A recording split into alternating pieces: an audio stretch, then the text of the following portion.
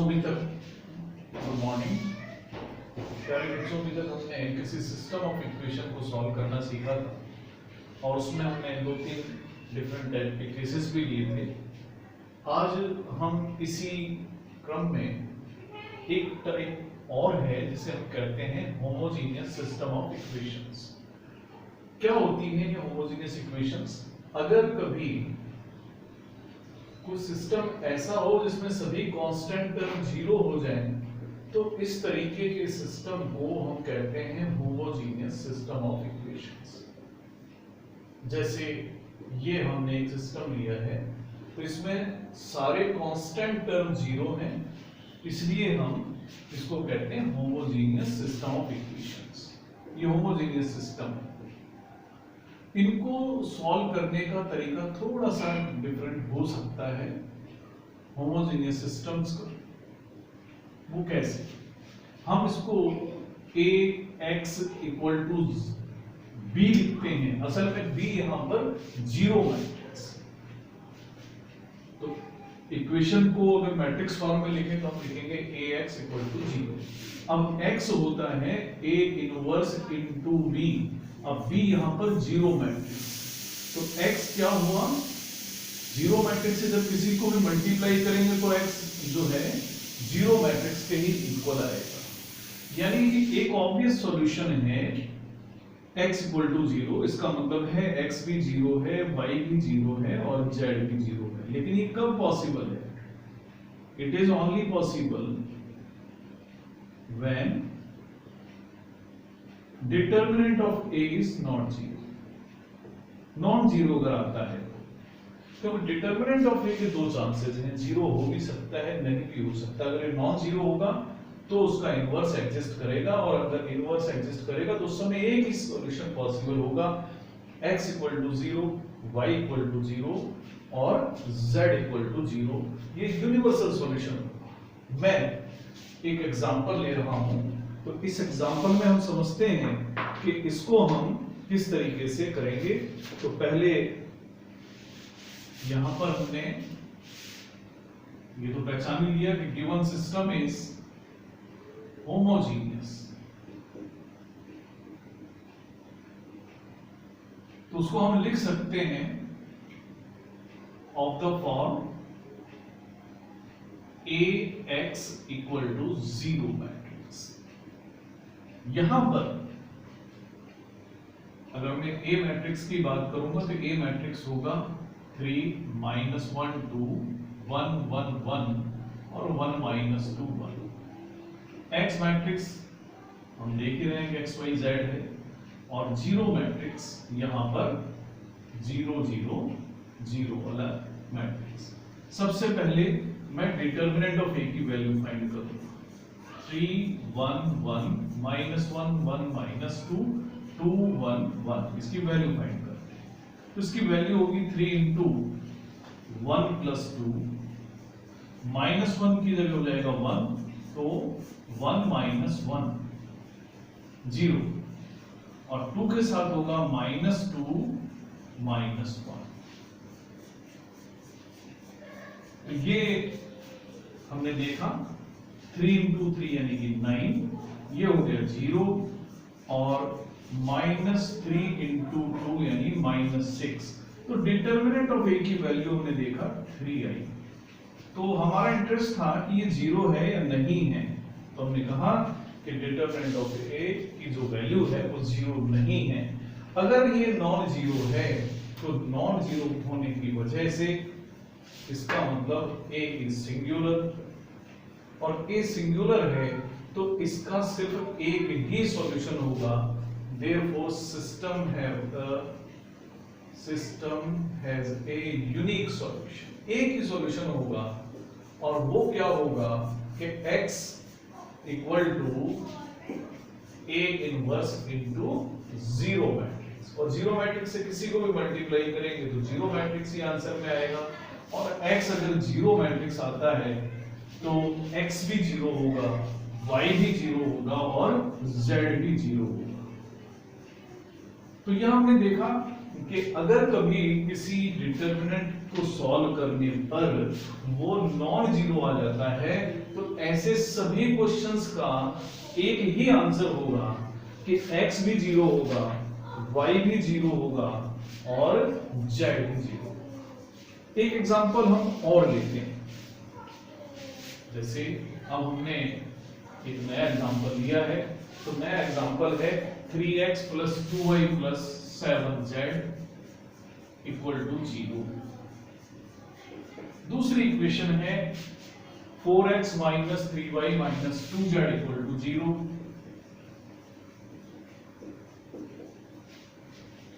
तीसरी इक्वेशन है 5x + 9y + 23z = 0।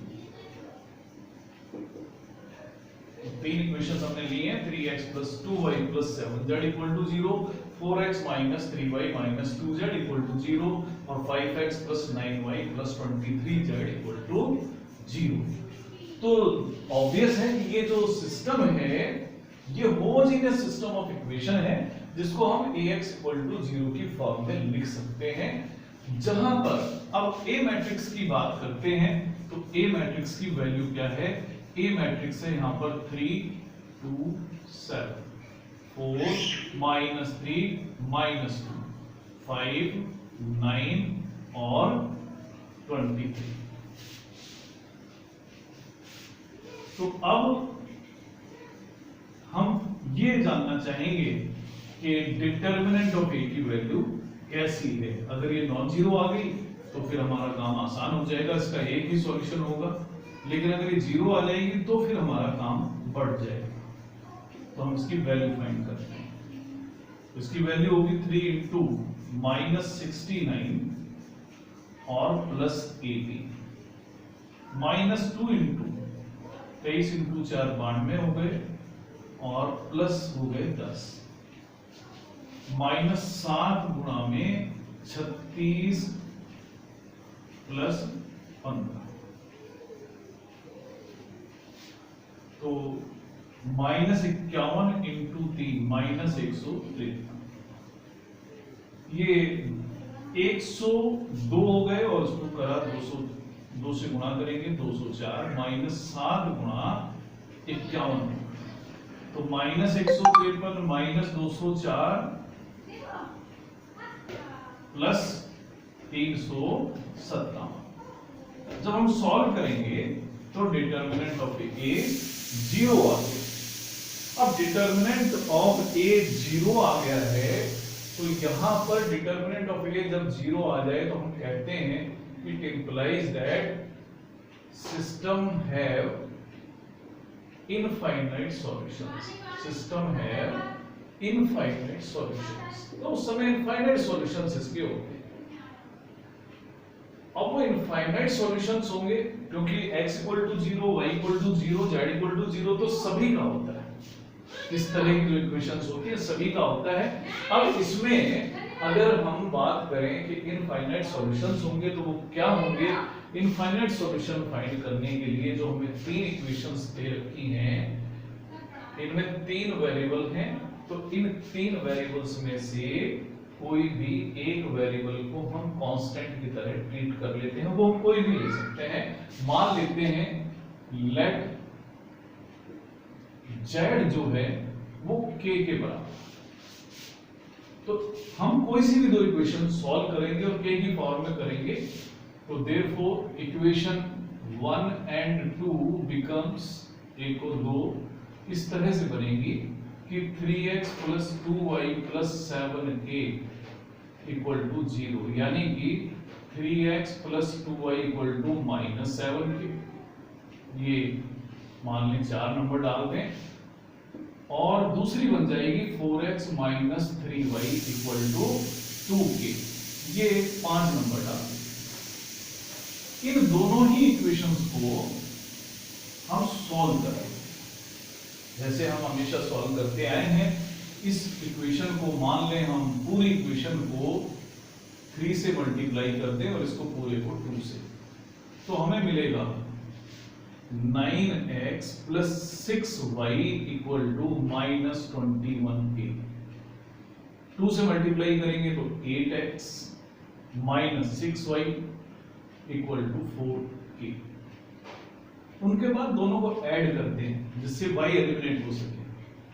Adding जब ऐड करेंगे तो हमें मिलेगा 17x equal to minus 17k, यानी x हो गया माइनस। ये x की जो वैल्यू आई वो हम इक्वेशन 3 या 4 या 5 में कहीं भी पुट कर दें तो 3 into minus k plus 2y equal to minus 7k। तो 2y होगा माइनस 7k प्लस 3k, यानी 2y हो गया माइनस 4k, तो y हो गया माइनस 2k। तो x और y की वैल्यू हमारे पास आ चुकी है। तो इसका मतलब ये होगा कि जो हमारे पास सॉल्यूशंस हैं, therefore इनफाइनाइट सॉल्यूशंस आर, वो इनफाइनाइट सॉल्यूशंस इस प्रकार से होंगे x equal to minus k, y equal to minus 2k और z इक्वल टू k। ये सॉल्यूशंस सही भी हैं या नहीं है ये भी हम आसानी के साथ पता लगा सकते हैं। ये जो सॉल्यूशन आए हैं इनको हम इक्वेशन नंबर 3 में पुट करते हैं, क्योंकि इक्वेशन 3 हमने यूज नहीं की, केवल 1 और 2 यूज की है। तो using in equation 3 we get LHS हमारा होगा minus 5k minus 18k plus 23k, यानी कि 0, और यही राइट साइड की। इसका मतलब ये हुआ कि जो आपने सॉल्यूशन फाइंड करा वो बिल्कुल सही आया। तो इसलिए इन solutions are x equal to k minus में, y equal to minus 2k और z इक्वल टू k। इनको इनफाइनाइट सॉल्यूशन इसलिए कहते हैं कि हम k की कोई भी आर्बिट्रेरी वैल्यू असाइन करें वो हर वैल्यूज को सेटिस्फाई करेगी। जैसे अगर मैं k की वैल्यू 0 रखता हूं तो x equal to 0, y equal to 0, z equal to 0, तो उसको सेटिस्फाई करती ही है। अगर x की जगह मैं 1 रखता हूं तो x equal to minus 1, y equal to minus 2, z equal to 1, इसका एक सॉल्यूशन होगा, हम चेक कर सकते हैं। अगर x की जगह माइनस 2 रखें तो x की जगह minus 2, y minus 4, z equal to 2, ये भी एक सॉल्यूशन होगा। जरूरी नहीं कि हम इंटीग्रल वैल्यू लें, कोई भी वैल्यू k को असाइन कर दें, चाहे वो फ्रैक्शन में हो, तो भी वो सेटिस्फाई करेगी ही करेगी। इसीलिए इन सॉल्यूशंस को हम इनफाइनाइट सॉल्यूशन कहते हैं।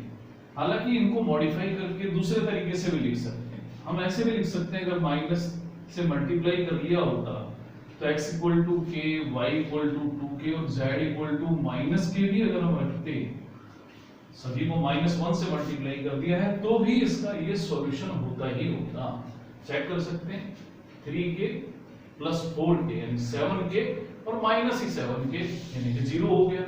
इसी प्रकार से आगे भी यहाँ भी चेक कर सकते हैं 4k minus 6k plus 2k यानी 6k पॉजिटिव 6k नेगेटिव फिर 0 हो गया। तो इस तरीके से अब हमने यहाँ पर z को कांस्टेंट लिया था, अगर आप x को कांस्टेंट ले लें तो भी सॉल्यूशन इसी प्रकार से होंगे, y को कांस्टेंट ले लें तो भी इसी प्रकार से सॉल्यूशंस होते हैं। तो बच्चों ये जो क्वेश्चंस थे अभी तक हमने जो पिछले 3 लेक्चर्स में करे हैं वो किसी सिस्टम ऑफ इक्वेशंस को सॉल्व करने के थे। तो लगभग इसी प्रकार के क्वेश्चंस हमारे सिलेबस में हैं। आप इनकी अच्छी तरह से तैयारी करिए, पूरी प्रैक्टिस करिए और आने वाले संडे आप पूरी मैट्रिक्स और डिटरमिनेंट की यूनिट पूरी कर लें और उसको अपने ग्रुप पर डालें, जिससे ये पता लग सके कि हमारा काम हो रहा है या नहीं हो रहा है। अब कल लास्ट लेक्चर में हम किसी मैट्रिक्स का इनवर्स निकालना सीखेंगे एलिमेंट्री रो ऑपरेशन की हेल्प से। तो आज के लिए इतना ही, धन्यवाद।